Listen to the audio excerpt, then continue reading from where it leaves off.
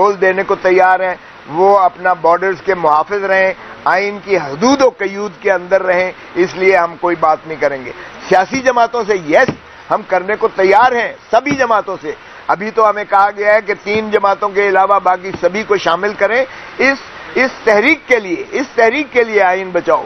لیکن اگر ہمارے جو ہے یہ فارم 47 والے جو ہمارے منتخب شدہ ہیں، اگر وہ واپس آ جاتے ہیں جس طرح، اور ان کو عدالتی طریقے سے، قانونی طریقے سے، کسی کمیشن انکوائری کے ذریعے سے اگر ہماری نشستیں عوام کے مینڈیٹ کے مطابق، عوام پر جو ڈاکہ ڈالا گیا ہے، عوام کا ڈاکہ اور چوری والا ہمیں قبول نہیں ہے۔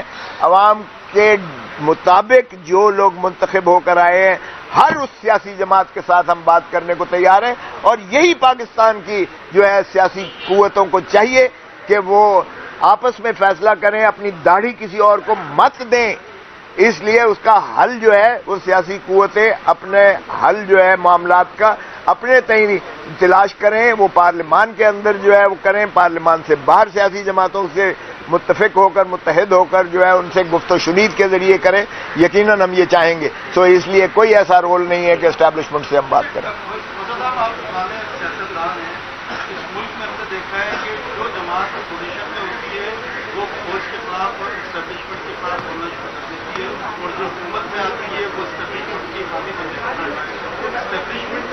ہمیشہ سے رہا ہے رہے اس کو کوئی ختم نہ کر سکے، تو اس کو ختم کرنے کے لیے آپ کے پاس ایک سب سے اچھا موقع تھا جب آپ کے پاس پارلیمنٹ سے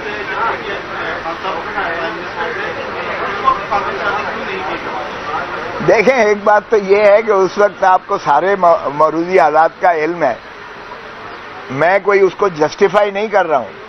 اس وقت بھی اسٹیبلشمنٹ کا جو رول تھا وہ یقیناً ایک ایسا رول تھا کہ آپ نے دیکھا کہ جب ہم نے ان کو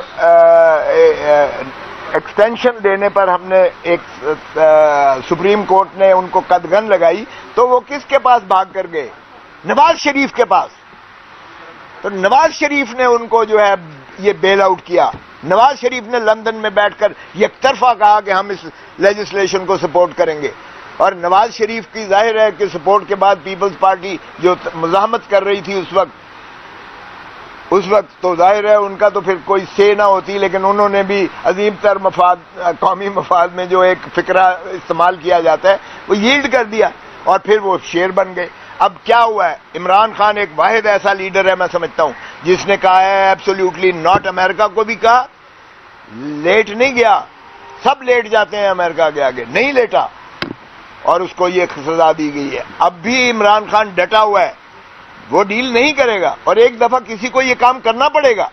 آپ دیکھیں گے انشاءاللہ، دیکھیں گے آپ کہ یہ اسٹیبلشمنٹ پیچھے جائے گی، ہٹے گی، بیکاز اگر جو ہے عوام کی اب آواز کو نہیں دبایا جا سکتا۔ آپ کا سوشل میڈیا، آپ کا ماشاءاللہ جو آگے ہی آپ دیتے ہیں بطور چوتھے ستون کے میڈیا، سارا وہ سارے یہ کامنٹس پازیٹیولی کر رہا ہے کہ فوج کا کردار آئین کے بنانے میں یا سیاست میں نہیں ہے آئینی طور پر۔ جب آپ ایک عمرانی معاہدے کو آپ اس طرح سے ایمفسائز کرتے ہو لوگوں کے ذہنوں پر جو ہم نے منعقش کرنا ہے، تو پھر آپ دیکھیں گے کہ پھر یہ ختم ہوگا۔ اگر یہ عمران خان بھی کمپرومائز کر لیتا تو بن جاتا آج وزیر اعظم، لیکن کیا ہوتا؟ پیپلز پارٹی کو کل کو وہ علیحدہ کرتے اور دھڑام گرتی عمران خان کی حکومت، اور پھر لوگ کہتے پھر اس میں اور ان میں کیا فائدہ ہے، فرق ہے۔ یہ بھی اقتدار کی خاطر جو ہے یہ بھی کمپرومائز کر لیتا ہے، وہ بھی اقتدار کی خاطر کمپرومائز کرتے ہیں، یہی فرق ہے عمران خان میں اور ان میں۔ تو عمران خان نہیں کرے گا۔ آخری کوشچن ہے، پھر ایئرپورٹ جانا ہے۔ آپ کیا سمجھتے ہیں موجودہ عدلیہ جو ہے آزاد ہے، آپ کے سامنے ہے، کیا کہیں کہ عدلیہ کے حوالے سے؟ دیکھیں، عدلیہ کو آزاد ہونا پڑے گا، اور عدلیہ کا جو ایک آدھا جج صاحبان ہیں وہ بھی باقی جج صاحبان کو اوور رائڈ نہیں کر سکتے۔ یہ ان کی کلیکٹیو وزڈم چلتی ہے، چیف جسٹس ہو یا جج ہو، ان کا ووٹ ایک برابر ہے۔ تو آپ دیکھ لیں کہ اطہر من اللہ کیا کہہ رہے ہیں، آپ دیکھ لیں کہ جسٹس منصور علی شاہ کیا کہہ رہے ہیں، آپ دیکھ لیں کہ جسٹس مندوخیل صاحب کیا کہہ رہے ہیں, آپ دیکھ لیں کہ باقی جج کیا کہہ رہے ہیں. سو عدلیہ کو اس وقت جو ہے اپنی سروائیول ان کی جو ہے اس پر ڈپینڈنٹ ہے. کیا عدلیہ اپنا جو ہے آئینی کردار بطور ستون آئین کے, ٹرائکوٹمی آف پاور 3 ستون ہے, عدلیہ 1 ستون ہے, کیا عدلیہ چاہے گی کہ اپنے آپ کو منہدم کر دے ایگزیکٹو کے نیچے اور اپنا آئینی کردار ختم کر دے؟ اس لیے آئین میں اگر زندہ رہنا ہے, اس ملک کو اگر آئین کی حکمرانی دینی ہے تو عدلیہ کو بالکل غیر جانبدار ہو کر دلیرانہ فیصلے کرنا پڑیں گے اور آئین پر عملداری کرنی پڑے گی. فیصل وابڈا کو سزا کرنی پڑے گی, اور اسی طرح جو ہے دوسرے ماشاءاللہ جن کو وہ بھی سندھ سے ہیں, لیکن جو بھی تضحیق کرے گا, عدالت کی مذاق اڑائے گا, تضحیق کرے گا, ان کو سزا ہونی چاہیے. آخری سوال ہو گیا, چلے ایئرپورٹ. میرا سوال یہ ہے کہ جو ججز جنہوں نے آج تک جو غلط فیصلے دیے ہیں, آپ یہ کہہ رہے ہیں کہ عدلیہ کو سٹینڈ لینا پڑے گا, عدلیہ کو فیصلے, تو جنہوں نے آج تک غلط فیصلے کیے ہیں ان کے حوالے سے آپ کیا کہیں گے؟ ان کا کوئی جوڈیشل انکوائری ان کی ہونی چاہیے, نہیں ہونی چاہیے؟ دیکھیں وہ تو پنڈورا کھولنے والی بات ہے. آپ پہلے یہ تو کروائیں نا, آئین پر عملداری کروائیں. باقی اگر آپ نے کرنا ہے تو میں کہتا ہوں بالکل کھولیں. جسٹس منیر کی قبر سے نکال کر اس کو لٹکائیں. پاکستان 2 لخت اس نے کروایا تھا, پہلا فیصلہ اس کا تھا.